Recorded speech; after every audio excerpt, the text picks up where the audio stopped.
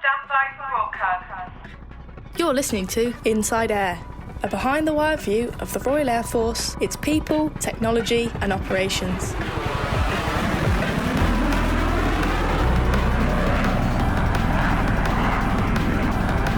Hello, I'm Squadron Leader Peter Lisney, and in this episode we hear about a high-tech innovation from 90 Signals Unit. We'll also reheat a few stories, just in case you missed them. But first, see if you can identify this noise.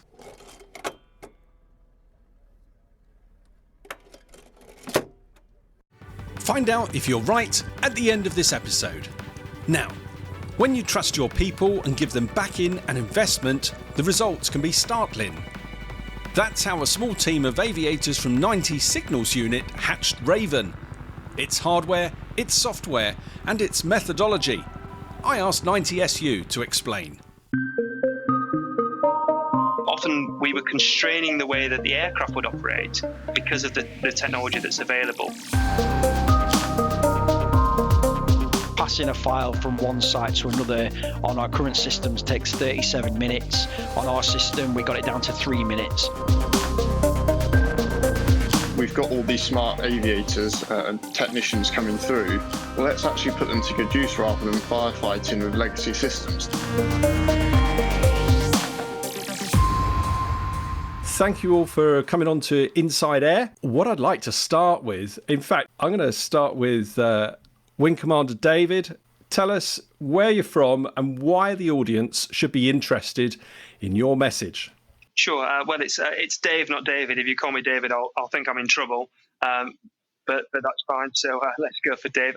So I am currently based up at 90 Signals Unit. I'm Officer Commanding Operational Information Services Wing, which is a bit of a mouthful. But the wing's got a broad remit across digital and cyber. But in terms of why people should care, well, today we're talking about a really exciting project that the team within the wing have done, and we think it's really important because, one, it's really important and exciting technology and important for how we want to deliver air power in the future, but also it's really important in terms of what our people are doing and how we're investing in our technicians inside the Royal Air Force to do something different, how we're trusting them and backing them and giving them funding and coming up with something really exciting as a product. So that's why I think people should be interested. Brilliant. And Flight Attendant Charlie, you reached out to us first at Inside Air because you said you had a great story. Just tell us who you are. So you're fairly new out of training, aren't you? Yeah, absolutely. So, Flight Attendant Charlie Lads. I'm the Officer Commanding Capability Sustain and Exploitation Flight, for which the project falls under. The direct commanding officer for the Raven team. Yes, first tour, fresh-faced. And been loving it so far. Seen some real opportunity here to sort of get a message, an important message out across wider air. So an opportunity that we couldn't really miss, to be honest. Yeah, super, Charlie. It's great to have you, and I know you've really stepped into a whirlwind here, a whirlwind that's, I believe, has been created by you, Carl, Flight Sergeant Carl. Tell us about you. Yeah, good afternoon, Flight Sergeant Carl Barker. I wouldn't go all the way to say that it was created by me, but certainly myself and some colleagues had a daft idea a few years ago that has obviously morphed into what we're here to talk about today. And it's been a whirlwind of a ride to get to this point, but it's interesting and it's a good topic to show that the our younger aviators that are coming through the system now, that if they do want to make a change, they can do if they're willing to put the hard work in like we did to get to this point. Fabulous. We look forward to hearing about what you have created. But before we do that, I'm going to put the boss on the spot here. Wing Commander Dave, can you tell us who are 90 Signals Unit and what do they do for the Royal Air Force? Yeah, of course. So 90 Signals Unit is a unit of about 1,000 people. Primarily based at RAF Leeming, which is where Charlie, Carl, and I are all based day to day, but spread across the country at a number of other locations. And the unit has got a really wide remit. So we are, by and large, the communications specialists for the Royal Air Force. So we house a large chunk of the cyberspace profession in this unit, and really, it's a whole bunch of things brought together as one unit that is greater than some of its parts. So lots of people will know Tactical Communications Wing, which is the teams who deploy out all over the world on air operations and exercises to provide communications. So that's a big focus of the unit. We have a team, a number of teams who are experts in cyber defense and cyber security, who protect our systems and our people from cyber threats. We have the cyber reserves, who are national level experts in their field, whether industry or from elsewhere in government, who provide expertise and support that cyber defense effort. And then we've also got some really, really clever people who take existing capability and get the best out of it, or who design new stuff, whether that's developing software applications, or in the case of Carl and his team, developing these innovative network solutions. So it's a wide-ranging role. It's a big unit. There's a lot of us, but we like to think that we punch well above our weight, not just in the Royal Air Force, but actually across defence as well, because a lot of the stuff that we do is not just for air, it's for the whole of defence, some of the specialisations that we have.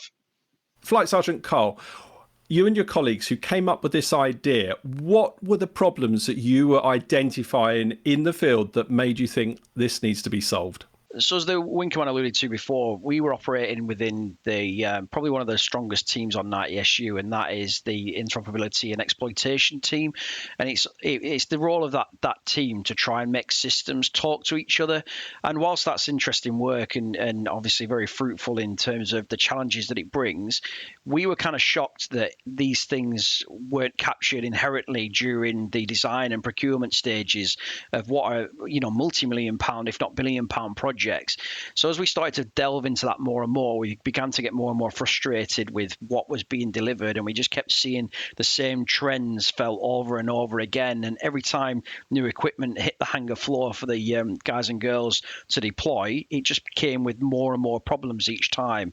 And it was that drive as to question why our delivery organizations that we as the MOD employ purely for that purpose would keep allowing this to happen.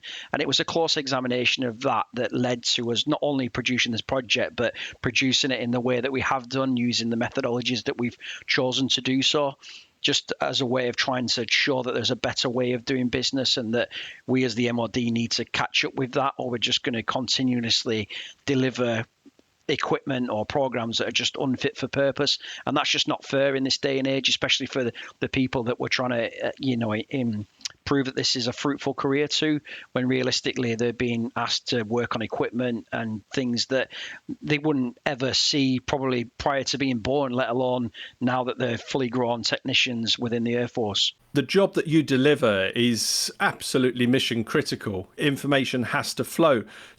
So were you seeing an impact on operations from your perspective? I guess there's two answers to that question. And one answer is no, and that's because our technicians are that good at what they do. They manage to keep their head buried in these boxes and keep them alive, but unnecessarily. And that's one of the things that we wanted to push. But at the same time, they do it in a way that we never, ever move forward. So yes, we managed to complete the mission, but it's the mission in its most fundamentalist form. We never get to spend time with these agencies and look at how we can make things any better. And it's that bit that we wanted to do. We could spot where things could be maybe streamlined or expedited in terms of how we conduct missions and how we conduct the operational goal, whereas we're not doing that because we're spending all of our time trying to keep this equipment alive. And it was that bit that we were really keen to push, is to try and teach the technicians of the future that if they can operate on equipment that's working already, they could then move into that space of understanding what's next and how to make things better. Wing Commander Dave. I suppose the other point is that the aircraft squadrons, the people we're supporting, were constraining the way they're operating based on technology. So they wouldn't ask for new information or ask for new services or systems because they just didn't think it was possible. So often we were constraining the way that the aircraft would operate because of the technology that's available. Now, some of that is for really good reason, because it absolutely has to be secure, has to be protected against a range of threats, whether those are physical or cyber threats. But what we didn't want to see was a constraint in the way that we want to operate our aeroplanes based on the technology that's available. So, Carl, what have you and your colleagues developed at 90SU? So mainly what we've developed is a methodology of how to deliver communications equipment to defence in a far more rapid and commercially viable way. And by that, what I mean is that we analysed, as I alluded to before, the things that we felt that these projects were failing. And it was simple things like they would write a never-ending user requirements document, which you would never be able to fulfill in a million years, but yet they would aim to try and do that. And that's what ended up taking almost decades for equipment projects to deliver, because they were working towards something that was just not obtainable. Whereas we would look at that and go, right, well, we can deliver 50% of that right now. So why wouldn't we do that and get these people in the fight straight away, and then work on the other 50%, knowing full well that that's going to keep changing and evolving anyway. And therefore it allowed us to get things out the door within months instead of invariably years. And it's that fundamental mindset of looking at what's doable right now, and that allows us to deliver on new technology against emerging equipment requirements, against emerging information requirements, but at that expedited pace. And it's that fundamental way of looking at it that avoided us falling into the same pitholes that a lot of the equipment projects have fallen into. Wing Commander Dave, can you tell me from your perspective, what is Raven and how it's a methodology, but it's also hardware? Is that right? Yeah, well, I often joke that when people say, "What is Raven?" and I answer, "Well, Raven's a state of mind," and there is something in that, because it absolutely is a methodology and an approach. And we can talk a little bit more about how that's important. But really, it's about getting stuff into the hands of users earlier in the cycle and letting them develop it. But ultimately, it is also a thing that exists. And what I won't do is try and describe the technology, because really that's Carl's purview. But from my point of view, it's about taking the best of commercial technology, bringing it together, and importantly, bringing everything into software as much as possible. So where traditionally you might have lots of hardware boxes for different things, Raven is all about taking that into software. So you just put it on the one box and have the software then that's scaled to do whatever you need to do. That means you can scale it more quickly. It means you can do more things with it simultaneously. And also you can take that bit of hardware, that computer, and put it in whatever box you need to. So does it need to be a laptop or something you can put in a desk or something that's waterproof and protected from sand and dust? Doesn't matter. It's just a computer. So the combination of that technology approach, so get everything into software, and the underlying methodology of experiment, develop, always look for solutions to information problems rather than thinking about systems or applications. That's really the thing. But I can't stress enough that it's that approach and a mindset that is really what makes this special. The technology is really, really great, and of course people see the technology and they see a very small box next to a very big box and make an immediate comparison, but it's much more fundamental than that. Can you draw any parallels to something that people in business or industry might be familiar with, such as operating in the cloud? Yeah, I mean, the technology this is based on is fundamentally, how the internet works now. So, you look at Amazon data centers or, Google data centers or whatever. Yes, there's lots of physical computers, but it's the software that's running on them, and the way that they bring new software in when they need to add new features. It's that kind of concept. So it's, there's a saying in in the IT world of the cloud is just someone else's computer, and that's definitely true. So in this case, we own that element of cloud, if you will. So, but the underlying technology is very similar. Yes. Okay, I think what would be useful is if we can perhaps look at a case study or how you've deployed this, because I understand that you've taken your system to Op Biloxi in Romania, and you've tested it in an operational environment. Can you tell me about that test and what is that doing differently now than the alternative?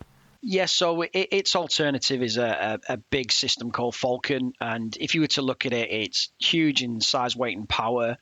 Big green boxes, all um, you know, chemical proof and things like that, all fulfilling like the kind of a 1% worst case scenario in which we'd need that type of enclosure. Whereas Otboloxy is a very nice air base in Europe where we've got air conditioned network equipment rooms. So therefore the need for that kind of equipment is just not needed.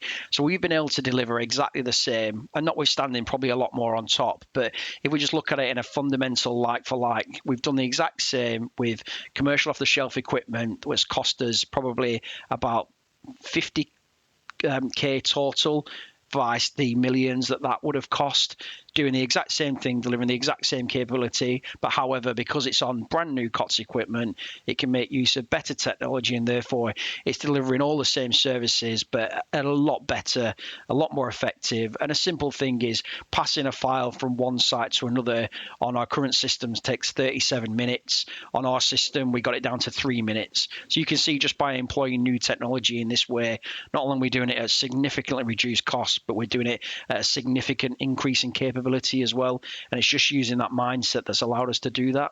Now, Charlie, when we spoke about this, you were telling me that one of the current ways of doing things might have been to burn a CD, take that CD, jump in a vehicle, trek to the other side of the airfield, and then transfer the data.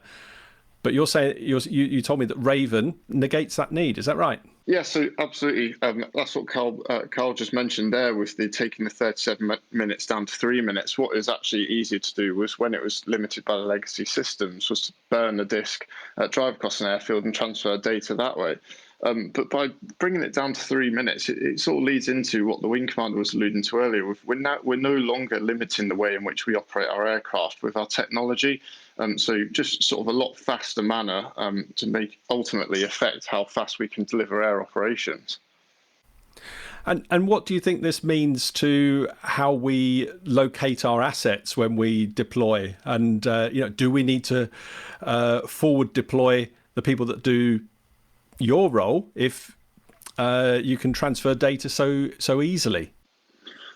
I mean, ultimately, I think this will lead to probably a reduced footprint forward, but more so due to the simplicity of the system rather than the speed of the data that can be transferred. So I don't think there'll be a reduced footprint across air in total. I think what it'll actually be able to do is we'll be able to utilise our technicians in a much more efficient manner, looking at things like further innovation. Why should we stop here at Raven? We've got all these smart aviators and technicians coming through. Well, let's actually put them to good use rather than firefighting with legacy systems. Now we only need to deploy a much smaller footprint forward. So all those that would traditionally be deployed forward that are now left at the rear, well, why would we not use that opportunity to start developing technology and start innovating? Okay. Back to Wing Commander Dave. How have you dealt with the governance of this and making sure that the outcome has resilience, so when you do deploy that you things don't break down? Yeah, that's a good question. So part of this is about the inherent resilience of the technology. So this kind of software-defined technology is inherently much more flexible and resilient. So rather than relying on, for example, a single connection into a satellite terminal or even into the internet as a link to get data back to the UK, we can have multiple rear links concurrently connected. So use the mobile phone network and use Elon Musk's new Starlink system to get access to satellite internet and a whole range of other things, which gives us that inbuilt resilience. So that's important because that's about the technology and the architecture. But more broadly, I think it's thinking about how we use the right technology for the right purpose. So we need to remember that these legacy systems were designed the way they were for a reason. A lot of them are based around the Army's requirements or around changing assumptions around how we might wish to operate. So ultimately, it's not necessarily that the systems themselves are not really really good systems, and the systems we've got, but they're just not quite right for what we want to do now. So it's about finding the right technology for the right application, and what we've been able to do here by really focusing on how the Royal Air Force wants to operate, and particularly how we want to operate in the future. So you talked before about how we forward deploy and having smaller footprints, or being able to much more quickly move our aeroplanes around from one place to another to keep them safe or to respond to the threat. Then exploiting this kind of technology and having the people in the Royal Air Force who can do that becomes really important. So it's important to look at this part of a bigger picture, that we work with UK Strategic Command and Defence Digital, who are, if you like, Defence's IT suppliers, and see how this fits in, and particularly where this has advantage for the Royal Air Force, and the way it wants to operate today and tomorrow. So do you see this sitting alongside Falcon, or do you see this as a potential replacement for Falcon? Well, it's a difficult one, because ultimately the interoperability is really key. So it's really important that whatever we do, we can work with other elements of the Royal Air Force, with the other services, and with other nations. So we've got to be really careful that what we don't do is head off in one direction that takes us away from where the rest of defence is going. So for me, a better outcome is that we look at the lessons that have been learned through the technology that's been exploited by the team, but also the way they've gone about it, the approach they've taken. And we fold those lessons back in, and we work with Defence Digital through the RAF Digital team to make sure that we've got the most out of this in terms of sharing the lessons. So yes, we can share the designs and the technology and the blueprints, and we are doing that. But equally, we sit down and understand, well, why has this succeeded? What are the things that have made this work? We talk a lot about procurement cycles and how long things take to procure. And absolutely rightly, there's significant scrutiny when spending public money, and we've got to make sure that things can operate in the most challenging of operational circumstances. But ultimately, when it comes to digital technology, things are moving so quickly that sometimes we have to take a different approach. And if you think about your mobile phone in your pocket, the software being refreshed, every month, every day, every hour in the background, an update being downloaded, and the hardware being refreshed every 18, maybe 24 months, that's the kind of cycle we need to operate in, because the reality is that's the speed the technology is changing, but that's also the pace at which our adversaries are exploiting technology as well. This is not the preserve of rich governments anymore. Anyone can get their hands on this kind of tech, and we need to stay ahead of that, which is where the security becomes really, really important. So tell me, what has been the response from the Army as you've shared your initial developments with them? So really, really positive, as you would expect. And whenever we get any unit up here, we have a number of Army units that have come to visit us. They just want to get their hands on it and want to work with us. The challenge the Army's got is it's much bigger than the Royal Air Force, and a lot more of the Army is geared towards deploying into field environments, whether that be a brigade headquarters or a battle group. They've got a different challenge set. So they recognise what we've done. They've seen how it's interesting and exciting, and are really keen to work with us on potentially exploiting the technology, but also recognising that the Army challenge is different. There are huge overlaps, of course there are, but there are also a lot of differences, and the information that's required for, say, a divisional headquarters is quite different than that required of an air component headquarters or of an expeditionary air wing deployed onto what is effectively somebody else's airport. It's a different challenge. Yeah, while we're talking challenges, it would be interesting to go back to Flight Sergeant Carl and ask you about the challenges of developing a new system internally, because historically a lot of these the issues would have been pushed out to our corporate partners for them to find the solution. But you and your colleagues have created this solution in-house. What were the stumbling blocks? What were the challenges that faced you as you were trying to develop this? Yeah, so the major one that we dealt with is something that we're seeing more and more within defence at the moment, and it's primarily to do with how we fund innovation. So defence as a whole is brilliant, all these schemes and throwing quite a lot of money out at different agencies and different personnel to do innovation projects. And obviously all these projects produce really brilliant work, but at the end of it, there's no delivery organisation then stood there waiting to take those projects into service. So we've got a lot of good ideas that have been built up into actual tangible capabilities that never make it across the threshold and never make it into service. Now, our background within the interoperability world obviously brings with it a kind of stubbornness to find the answer and follow a project through until completion. And it was kind of that mentality that my colleagues and I had that made us want to carry on, as in we weren't content with, yes, we've done a really good innovation project, let's pat ourselves on the back. No, we've made a really good innovation project that could actually do a lot of good for defence. So we carried on pushing forward. And what that meant was that obviously we had to learn to become a delivery team ourselves and pick up all those skills and things that sit well with outside of our comfort zone and well with outside of our rank brackets as well. And again, you can imagine the conversations that then puts you in. You are the lowest rank in that room by a country mile and probably underqualified and everything that comes with that. So again, that sort of fight brings with it its own challenges, and you can see I mean, you can imagine from that just how we've been through. And then the worst thing, even more so, unfortunately, is as in terms of how we're all assessed within the military, either SJARs or OJARs, no one wants to see failure on those reports, and therefore we get quite a lot of risk adverse people within our path trying to make this happen because they don't want to be tarnished with something which could actually fail quite dramatically. You know, if we're talking about taking on challenging the norm, challenging the big EPs and therefore the systems that they're pushing out and saying, you know, quite outright that we're doing it better than you're doing it, you can imagine a lot of people don't want to touch that and don't want to be anywhere near to that in case it blows up in their face. So again, it's dealing with those boundaries and how that works. And again, we've obviously had challenges through that.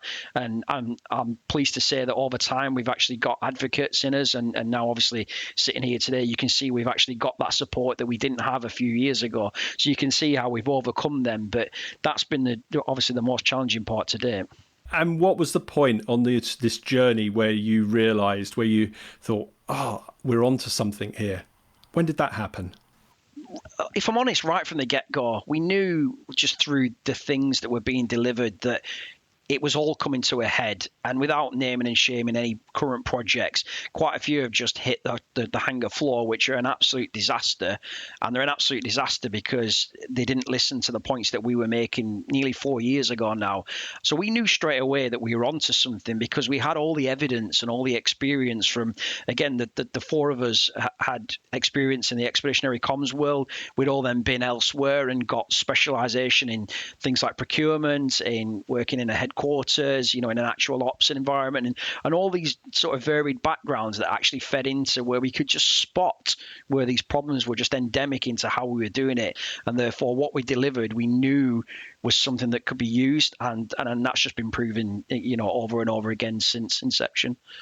So Charlie, you're working with this with new technicians that come out of Cosford after phase 2 training. How are they responding to this technology? Yeah, they've been really positive so far. I mean, sort of all the technicians that we see day in, day out always comment on how exciting the work is. And so it should be, if I'm honest. It's the sort of the forefront of technology in terms of where defence is at. So for me, it's a really exciting opportunity for any sort of young technicians to be coming in and learning the skill set that they perhaps wouldn't even get to sort of gain until at least a corporal level anywhere else bar Raven. And Raven's very different to the rest of the Air Force in terms of the team. Rank is very much sort of left at the door when you enter our office, and it's all based on sort of technical analysis to sort of how and where you stand within the team. So we've got sort of really young technicians sort of really striving ahead and leading in certain areas that they'd never get the opportunity to do anywhere else in air. So I think that's what makes Raven so exciting, is the fact that we can offer these opportunities to sort of fresh out of training technicians that would never be given this opportunity before now. Presumably, when you say fresh technicians, some of them might have come from industry, a bit more mature, joining you. Would that be the case? Yeah, we get sort of people from all different backgrounds wanting to join the Air Force in general. So yeah, you get sort of different technicians from various different skill levels, and it's just about taking those into account and employing them in the right areas, but also not stovepiping them to those areas, and making sure that they can then expand their skill set rather than just being stuck developing already well established skill sets. So yeah, really important there. I'm just going to turn to Wing Commander Dave again here. Now, it's always a team that makes projects come to life and happen. But am I right in believing that Flight Sergeant Carl has been recognised by the Queen for the efforts he's put into this project? Yeah, he has, and he absolutely hates it when we mention it. So we do it at absolutely every opportunity. So look, first of all, it is a team sport. It really is, and a very small team who initiated this project, led by Carl. 4 technicians, 3 of whom are still in the service. There's a slightly larger team who are now delivering this and taking this forward every single day, and that's from very junior technicians who've just joined us from Cosford, and led by Carl. And then there's a wider team around him who are there to give the team the support they need, to make sure that everything is in place, to do the liaison and engagement and messaging. So it is very much a team sport, but the singular vision and leadership of Flight Sergeant Carl is absolutely at the centre of this and has been recognised. So he was awarded the MBE in the New Year's Honours list last year, and we were all absolutely delighted by that. Not least for Carl, but also for his long-suffering wife, who has to put up with him frequently working horrendously long hours and answering questions from me at all hours. And hopefully they both had a great day out. We have seen some of the pictures, Carl. I don't know if you know that, but there are some pictures floating around, and it looks like you had a lovely day. Carl, I'm not sure it was proof that it was me, but I'll take that on the chin. No, obviously, very, very lucky to have been awarded that award, and again, in reading the citation, it is for quite a lot of different things as well, in terms of stuff I've delivered previously as well. And again, Raven is one of a several innovation projects that I've tried to drive, and I've been lucky to win a few and lose a few at the same time. So again, it is nice to see that. And again, we're trying to do the same with the rest of the project members as well, just to make sure that everyone gets the recognition they deserve. And again, because as the boss did allude to, then it is a team game, and without them, we wouldn't be anywhere near where we are right now, because the time and effort it takes to have done a lot of this in the spare time as well. I can't stress that enough. When we first started off, we obviously had a primary role. This was purely done outside of hours, and to get it to where we've done now is a testament to the whole team group as well. It's not just any one individual. We are the collective. It is the sum of a whole, and therefore, credit to everyone. Absolutely. I think that's the ethos of 90SU through and through. On deployments, they might complain quietly, but no one ever seems to complain to your face. So, thanks for keeping things going as well as you do. Just come back to Charlie.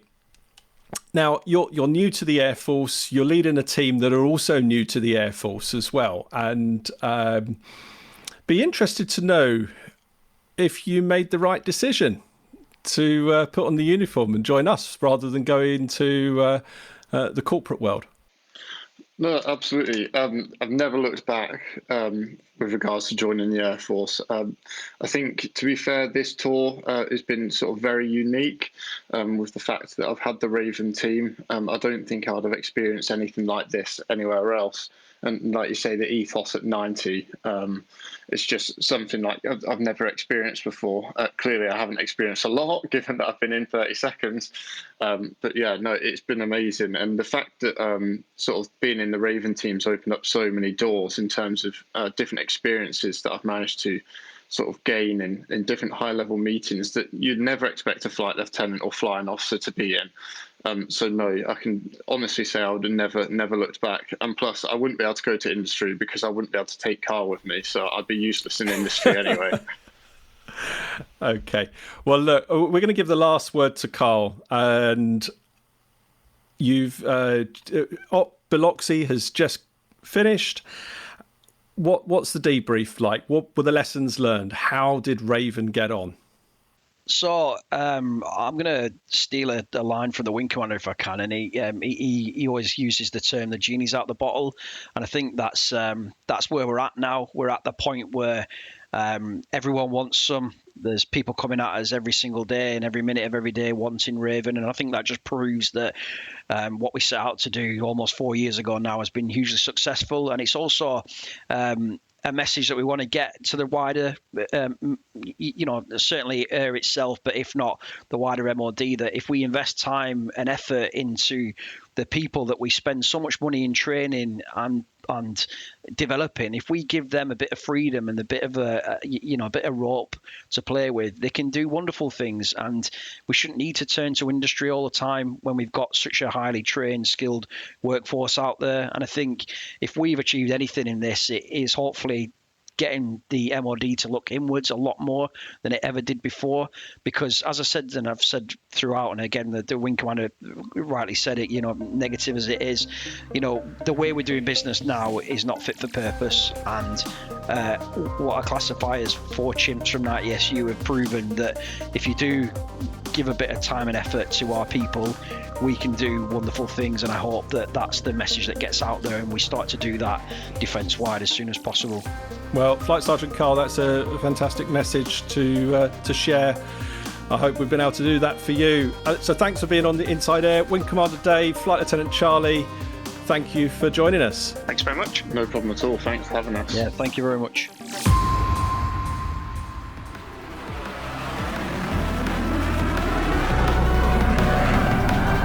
I'm AS1 Victoria Andrews with Reheat for Inside Air.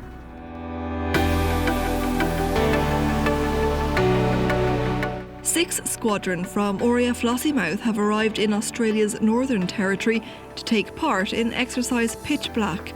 The 3-week exercise will see the Typhoon Squadron, supported by Voyager aircraft, practice offensive and defensive counter-air defence alongside a number of European and Indo-Pacific allies and partners.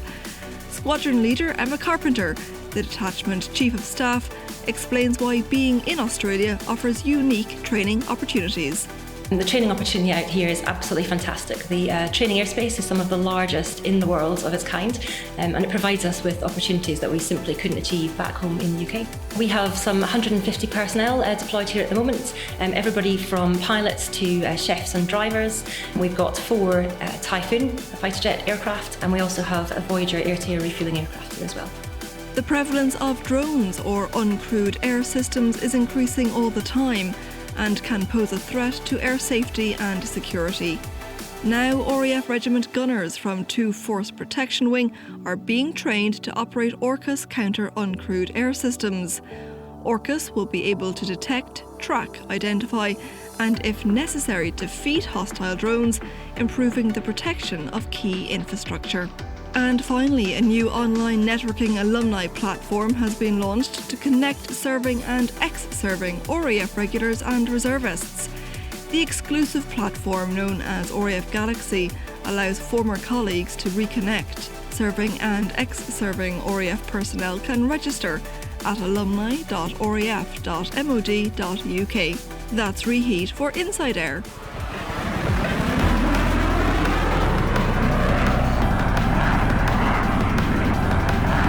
I'm AS1 Simon Ross with this episode's Name That Noise.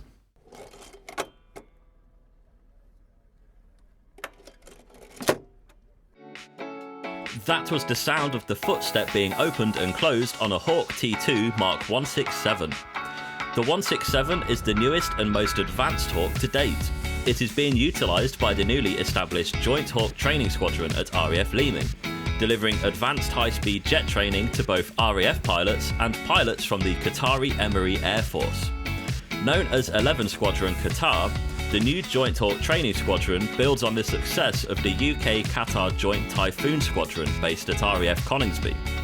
The aim is to train up to 20 Qatari pilots in the Hawk T2 ahead of the delivery of Typhoons to Qatar in 2023.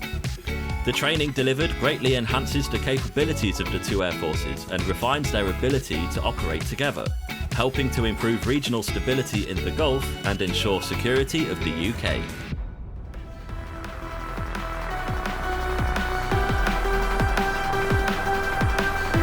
That's all for this episode of Inside Air. Please give us a review and subscribe on your favourite podcast app, and join us again soon. You've been listening to Inside Air, a behind-the-wire view of the Royal Air Force, its people, technology and operations. If you're serving in the RAF and have a story for us, please speak to your unit media and communications officer. Inside Air is written and produced for the Royal Air Force by RAF Media Reserves.